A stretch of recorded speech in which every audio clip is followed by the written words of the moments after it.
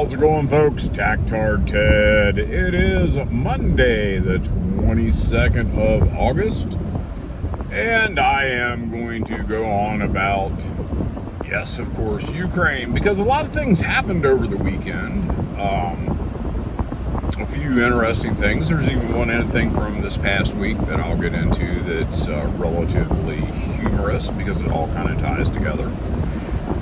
Let's start quickly with the terrorist bombing in Moscow. Yes, Moscow. Apparently, and this is at least what is being reported this morning that they have researched it, on Saturday, well-known philosopher of modern Russian philosophy, a guy by the name of Alexander Dugin, was out and about doing his thing, speaking and doing his business. And at the last minute, he decided not to take a car. He decided to take another car. His daughter took Alexander Dugin's Land Rover and started it, and she was blowed up. And, blowed up into a bunch of little pieces. And the Russians apparently have been able to trace the attacker as a Ukrainian intelligence officer, a female who passed into the Russian Federation, drove into Moscow, and then immediately drove out to Estonia. The Russians are making a big deal out of it. They're claiming it's a law enforcement issue, and they are going to be petitioning Estonia for this woman to be extradited to Russia. Now, under normal circumstances, this would be no simple task because of the lack of cooperation between European countries and Russia when it comes to extradition.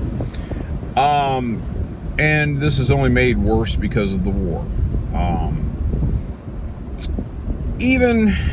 I'll be honest about this, all's fair in love and war. Well, this is an attack against a civilian. Alexander Dugin is not a member of the Russian government.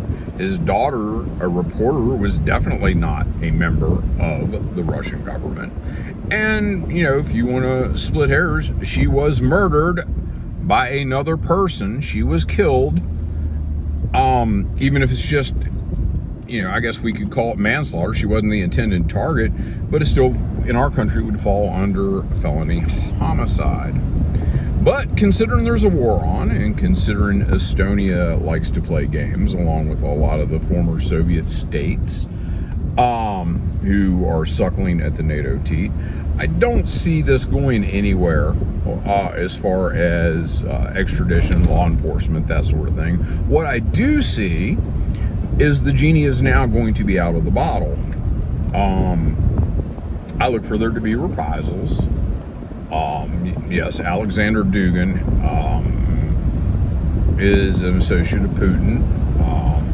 His daughter, Daria Dugina, who is now assumed room temperature because of this bombing, was a reporter in Russia.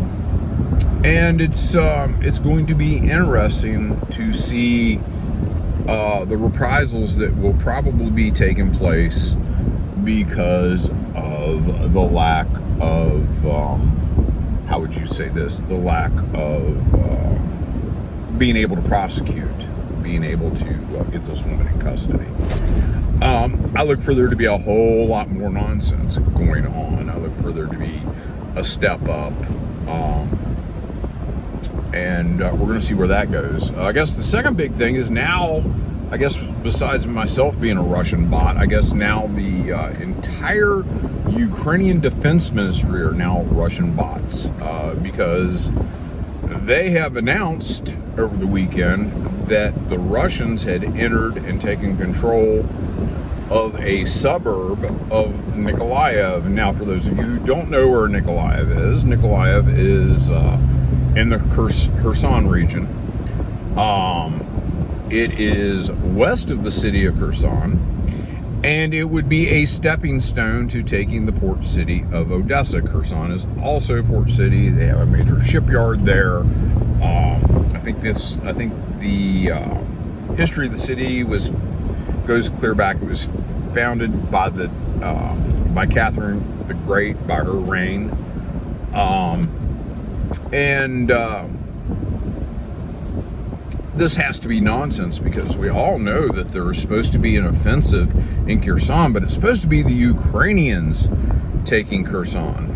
Apparently, that's not happening. It's not happening at all. The Russians seem to be advancing, and it's just not any old Russian troop, my friends. These are Russian VDV, which are better known as paratroopers or airborne forces. These guys are trained to a different level. These guys are tough. They are tough guys. They are thought of as elite troops within the Russian army. Actually, Russian Air Force. They belong to the Air Force. They split their airborne forces like Germany did. The Fallschirmjägers in Germany, World War II, their paratroopers belong to the Air Force. Our paratroopers belong to the Army, because, well, a lot of that's because the Army and the Air Corps, which was the predecessor to the Air Force, were the same branch. And after the Air Force became the Air Force, the paratroops just stayed in the U.S. Army. But it doesn't work that way in Russia. These guys are Russian military, but they fall under the jurisdiction of the Air Force. And that's the way it was from the time of their founding in the Soviet Union. These guys tend to be a little more well-disciplined. They tend to take operational security, or OPSEC, a little more seriously. These guys give up their cell phones before they go to battle. There's not any of this nonsense where you're sharing social media, which early in the war got a bunch of foreign mercenaries, blew up in western Ukraine near Lvov. Western mercenaries, all banging away on their phones and posting on social media, and that was detected, and the Russians sent missiles in. And then when they started replying that they'd been attacked and posting that all over social media, the Russians said, hey, let's send a few more Russian missiles in so we can take care of the problem. So yeah, these guys don't do like the Ukrainians. They don't carry their cameras in. They don't post their shit all over social media. And that's why I believe that this penetration in the Kherson region came as a surprise, because these guys actually practiced operational security. It's also interesting, if you go back 2 weeks ago, authorities in Nikolaev decided that they were going to go house to house and check everybody's cell phone amongst the civilian population, which there are many, many, many people who don't like the Ukrainian government in Nikolaev, like a lot of other towns that have a heavily Russian influence, including Odessa. But the West doesn't seem to want to admit to that. Anyhow, they went house to house, locking up people who had subscribed to Telegram channels that were of Russian origin. They looked to see if there were any communications that might show them as being not loyal to the Kiev regime, and those people went away. Now, there was a lot of speculation when this hit the media a couple weeks ago about how and why, and now we know. The Russians have been on the march in the Kherson region. They've kept a low profile, and actually it was the Ukrainians who admitted it before the Russians. Now, the Russians have since come out. The Russians today have since come out. They've adjusted their maps, and they've talked about the situation that they're in this suburb. You also have to look at how Russians and Ukrainians view suburbs. We think of suburbs as directly attached to a city. These are, within a few kilometers. It's shocking because nobody expected this. Everybody's watching what's going on in Donbass. Back on operational security real quickly. Operational security is a real deal. I mean, it is something. And the Russians are not immune from stepping on their own crank. And for those of you who don't know, there's an organization, a PMC, or basically military contractors. Like we have Blackwater. They have an organization that operates with the Russian government called Wagner, PMC, Wagner Group. And Wagner Group are known as the musicians for a lot of the stuff they did in Syria. Very effective fighting force, made up of a lot of former Russian and other Eastern European special forces and hard-trained guys. A lot of them are former VDV or paratroopers.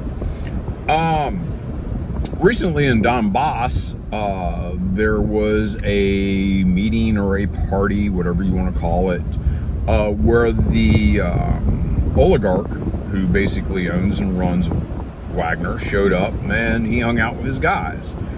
And they did not understand OPSEC. They took pictures of it, they posted it on social media, and Ukrainian intelligence were smart enough to be able to figure out from the photographs where these guys were hanging out, and they sent a strike to that position. I've been told it was missiles, I've been told it was artillery, I don't know. I know that there were casualties among Wagner. I know the guy who's in charge of Wagner was not injured. And really, I'm hearing things all over the map, from 0 casualties, which I don't believe, to Ukrainian things of several hundred. Claims. I don't necessarily believe those either. The truth has to be somewhere in the middle. So, but that just goes to show you what happens when you don't follow operational security. We have the same problem here. Antifa do not understand operational security, and they do not understand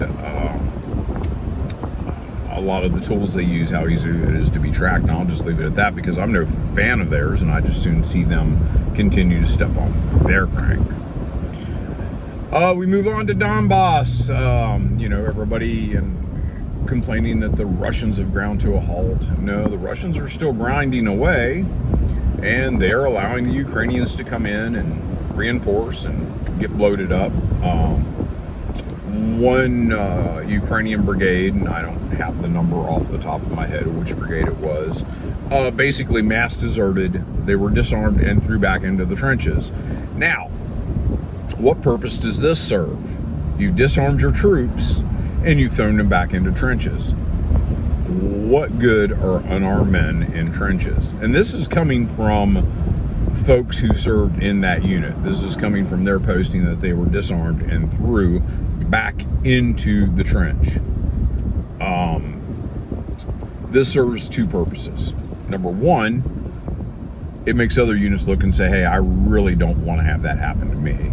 Number two, it's simply punishment. It is simply punishment. It also shows that they don't really care about the welfare of their troops. Now, everybody's asking, why is there a cycle? Why does it seem like the Russians are going like mad for a couple of weeks, then everything kind of stalls down? Well, I'll tell you, and it's not a state secret of anybody's, but the Russians rotate their troops on 3-week schedules. So basically, we have entered that week where units are being replaced. New units are coming up, taking their positions in the front, and there's really not a whole lot that goes on tactically in the 3rd week of a push. 3rd week of a push, guys are coming off the line, they're going in, freshly supplied troops are coming to the front, they're taking up the positions. Once the rotation is complete, then offensive operations will begin again, and we'll be back to 2 weeks of moving like gangbusters. Also, I don't know that a lot of you get the relationship, but speedy advances cause massive casualties. And I've talked about it before, and I'll talk about it again. The Russian casualties are going down. Ukrainian casualties are at an all-time high. And, the Ukrainians admitted the other day they lost 2,000 men in one day. These are some of the highest casualties of the entire war. And the Ukrainians cannot replace them.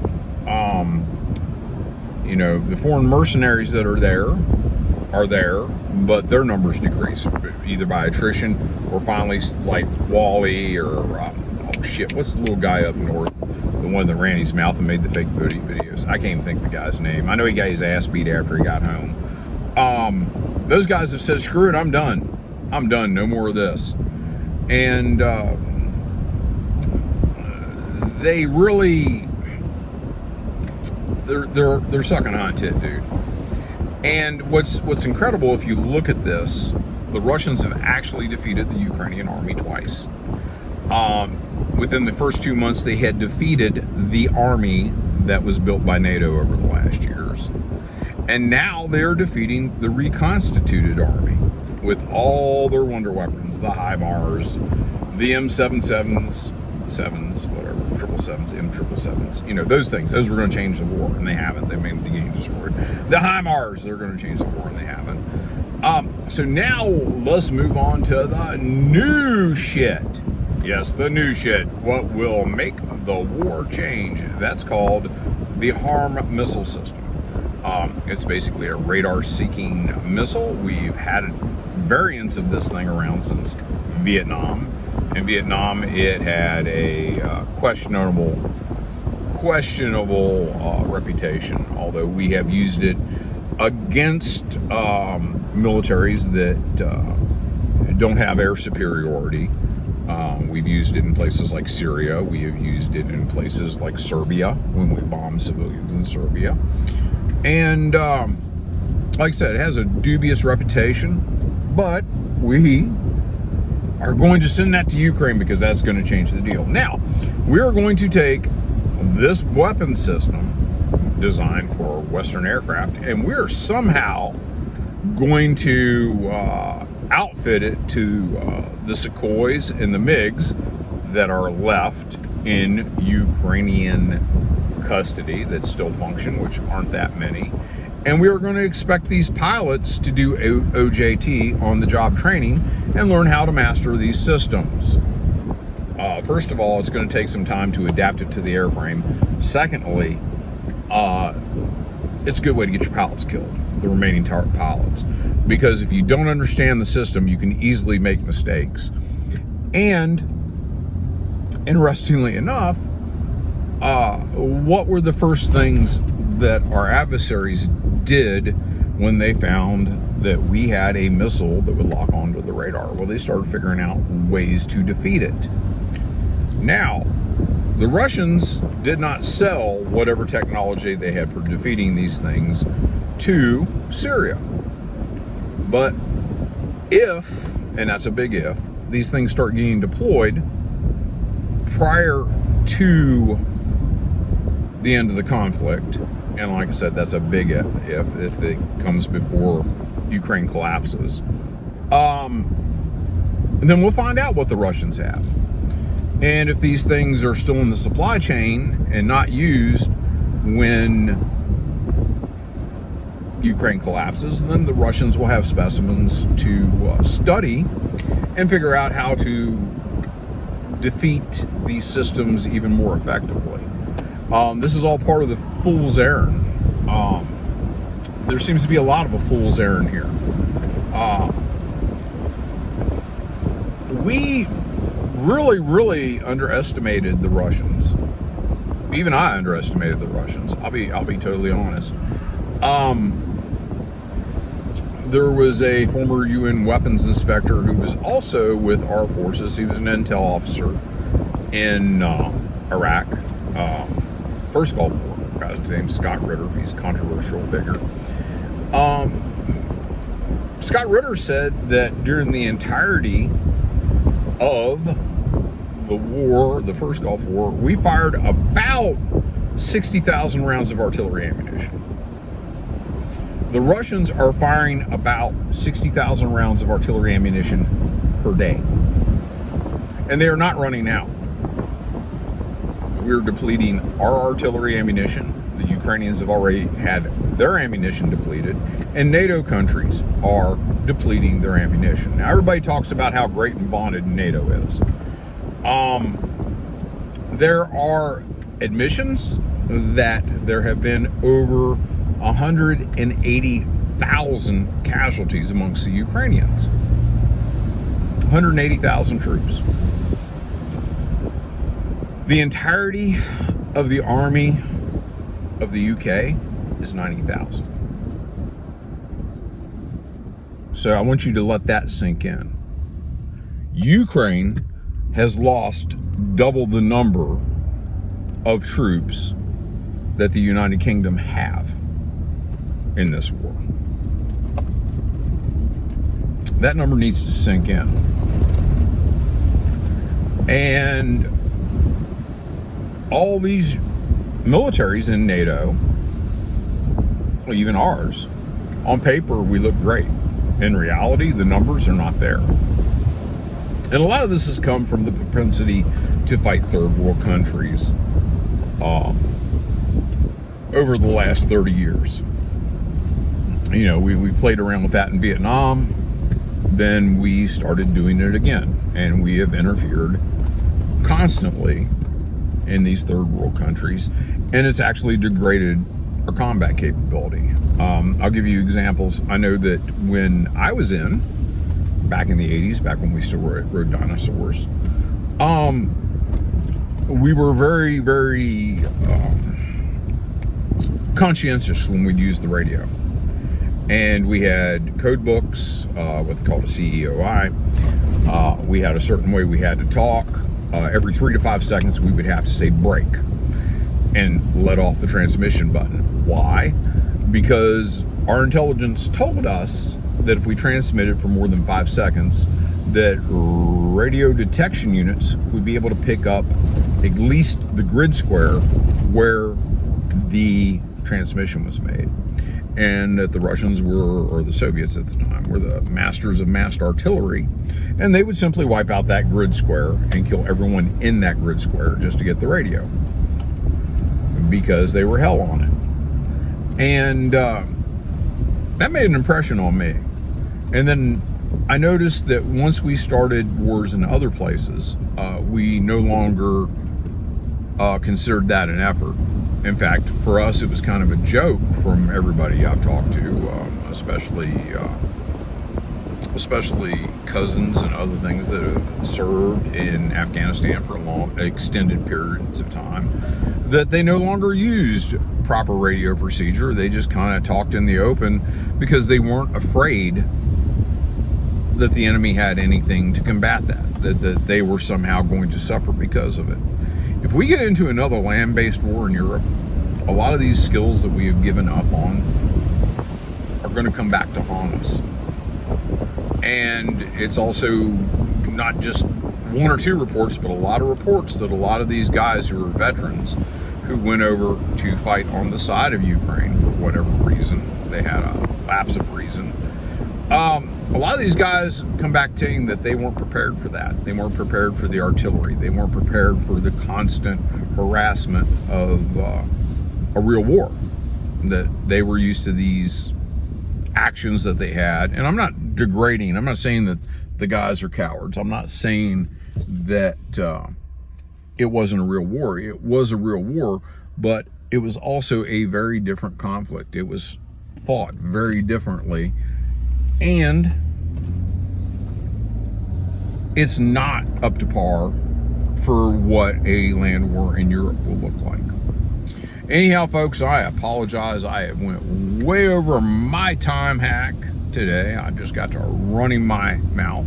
But let's not forget, terrorist attacks in Moscow, new wonder weapon, and a 3-week rotation of troops. And I suspect by early next week, at the latest, we will see renewed vigor in the areas of Donbass. And keep your eye on Nikolaev, because apparently there's a lot more going on there other than this great Ukrainian offensive that never seems to be happening.